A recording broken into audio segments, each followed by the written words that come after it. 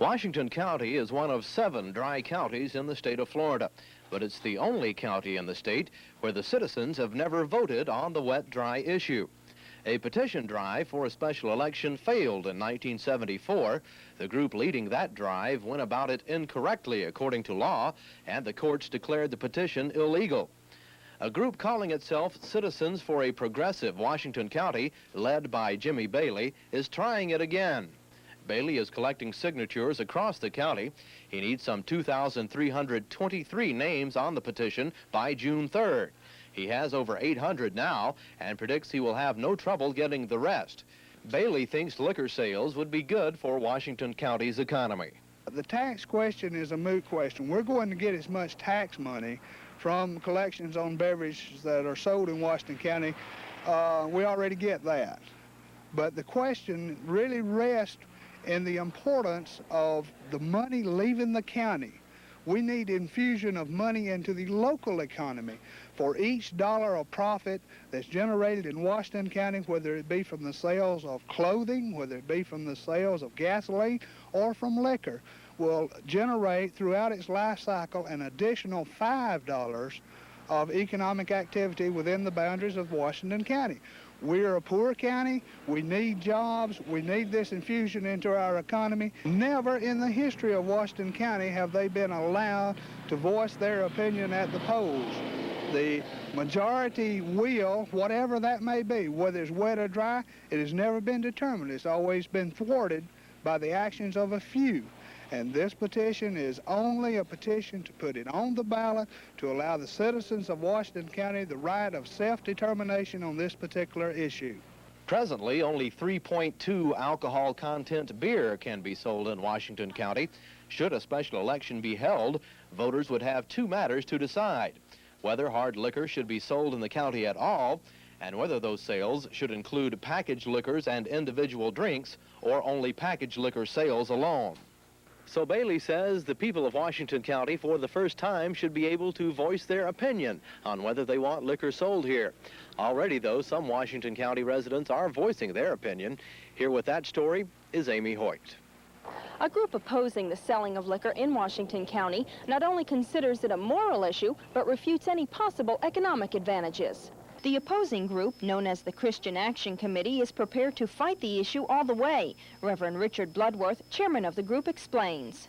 We're approaching it from the moral standpoint, but also we're trying to make people aware of the financial end of the thing also.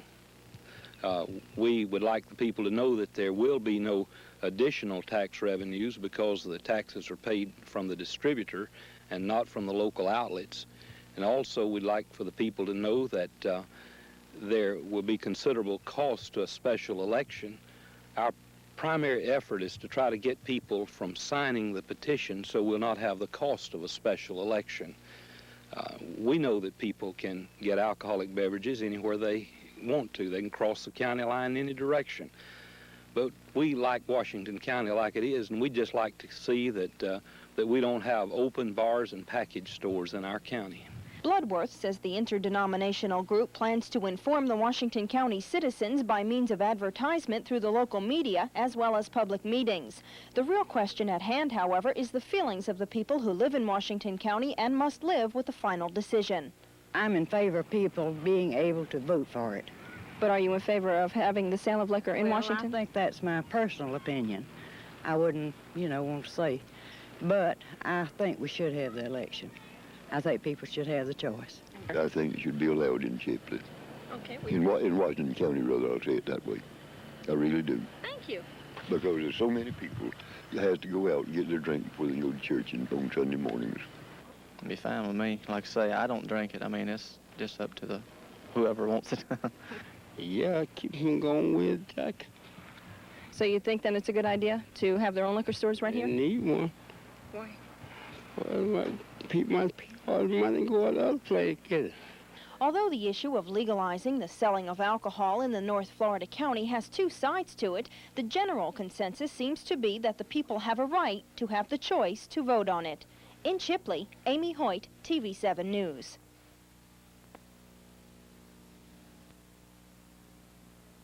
More calmer than last time we did this. Yeah. Smile, Rick, you're on candid camera. All right, 3, 2, 1. So what are you going to do with the money you made off that marijuana you got off the book? Well, I think that I'll turn that into some good city projects, like maybe paving my driveway or air conditioning my home or something to be rough.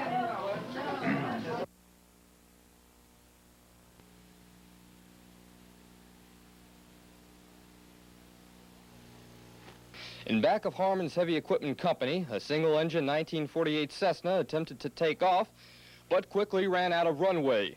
The plane hit a dump truck and then spun over into a ditch. The two occupants, Carrie Flora and Bubba Harmon, both of Port St. Joe, only received slight lacerations.